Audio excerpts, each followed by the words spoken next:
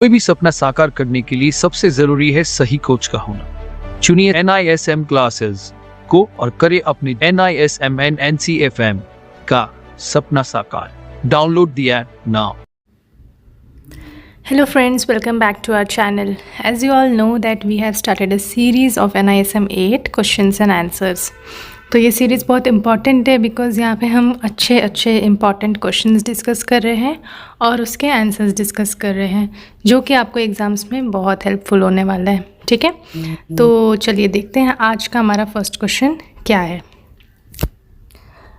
Can professional clearing members act only on behalf of institutional clients.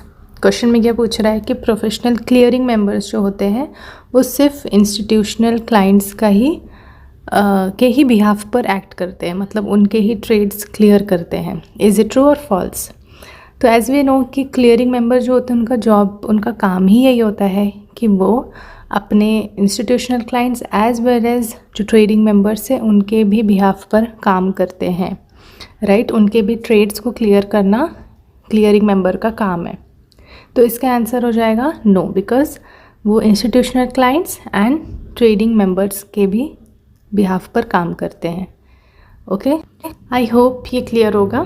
Next question देखते हैं। Trading members shall maintain a higher level of book net worth than the clearing members. State true और false? तो इसमें क्या पूछ रहे हैं कि ट्रेडिंग मेंबर्स जो होते हैं उनको क्लियरिंग मेंबर्स से ज़्यादा बुक नेटवर्क रखनी पड़ती है, होल्ड करनी पड़ती है। बट ऐसा नहीं है, क्लियरिंग मेंबर्स जो होते हैं उनको सबसे ज़्यादा नेटवर्थ रखनी पड़ती है, ना कि ट्रेडिंग मेंबर्स को। तो इसका करेक्ट आंसर होगा फॉल्स। उनको ज़्यादा बुक नेटवर्थ नहीं रखनी पड़ती है ट्रेडिंग मेंबर्स को।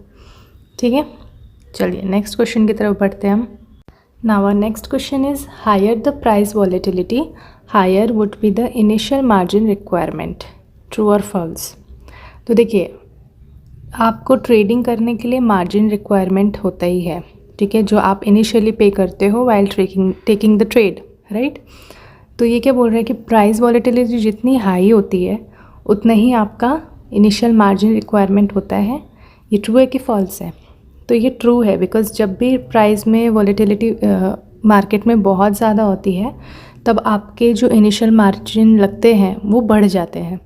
तो जैसे मैंने आपको पहले भी बोला है कि अगर आप NISM 8 की तैयारी कर रहे हो तो आई प्रिफ़र कि आप ट्रेडिंग स्टार्ट करो थोड़ी बहुत, सो दैट आपके ये छोटे मोटे कॉन्सेप्ट्स ट्रेडिंग करने से ही क्लियर हो जाए। ये प्रैक्टिकल बेस्ड क्वेश्चंस हैं, ठीक है। तो प्राइस वॉलेटिलिटी जैसे जैसे बढ़ेगी आपका इनिशियल मार्जिन बढ़ता रहेगा। ओके, तो क्या होता है कि जो प्राइस होता है स्टॉक का, अगर बहुत ज़्यादा वॉलेटाइल है, ठीक है, तो लॉसेस के चांसेस बढ़ जाते हैं, बिकॉज कभी भी कुछ भी हो सकता है, राइट। तो लॉसेस के चांसेस बढ़ जाते हैं। तो इसी के लिए जो स्टॉक एक्सचेंज है वो ज़्यादा मार्जिन, इनिशियल मार्जिन कलेक्ट करके रखता है। ये उसके पीछे का कॉन्सेप्ट है, ठीक है। तो ये इसका आंसर हो जाएगा हमारा ट्रू। नेक्स्ट क्वेश्चन देखते हैं। In a derivative exchange the net worth requirement for a clearing member is higher than that of non-clearing members, that is a member who only clears his trades।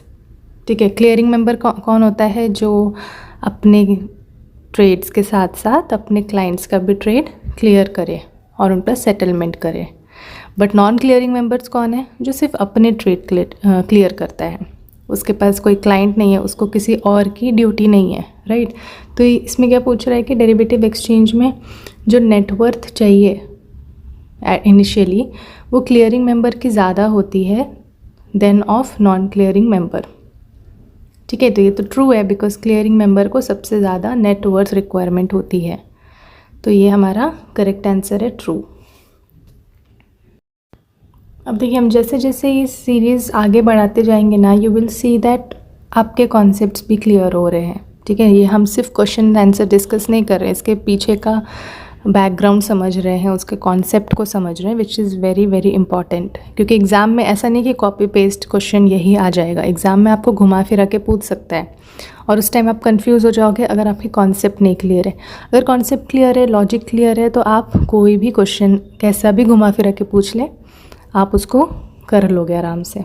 ठीक है, चलिए next question देखते हैं। As per accounting standards the initial margin paid by option seller is shown under dash of the balance sheet. अभी आप अगर commerce background से है या फिर कोई और बैकग्राउंड से भी है तो बैलेंस शीट में बता दूं क्या होता है। वहाँ पे हम एसेट्स और लाइबिलिटीज़ को रिकॉर्ड करते हैं, जो भी ट्रांजैक्शन हुए, जो भी कंपनी का एसेट है या फिर जो भी लाइबिलिटीज़ है वो सब हम रिकॉर्ड करते हैं। ठीक है, तो अकाउंटिंग स्टैंडर्ड्स के हिसाब से जो ऑप्शन सेलर इनिशियल मार्जिन पे कर रहा है उसको हम किस साइड पर रिकॉर्ड करेंगे।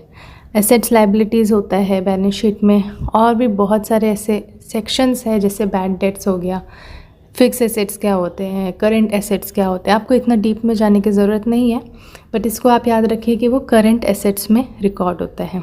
ठीक है, इसको आपको और क्लियरली समझना है तो आप नीचे जो एक्सप्लेनेशन दिया है उसको एक बार गो थ्रू कर लें। इसमें कोई भी डाउट हो, कुछ भी क्वेरी हो, आप कमेंट सेक्शन में बोलें हमें, we will clear it out. ठीक है, बट आप इसको याद रखिए कि जो इनिशियल मार्जिन ऑप्शन सेलर पे करता है that is shown under current assets in the balance sheet, because वो पे कर रहा है, राइट, वो एक तरीके का एसेट हो गया है।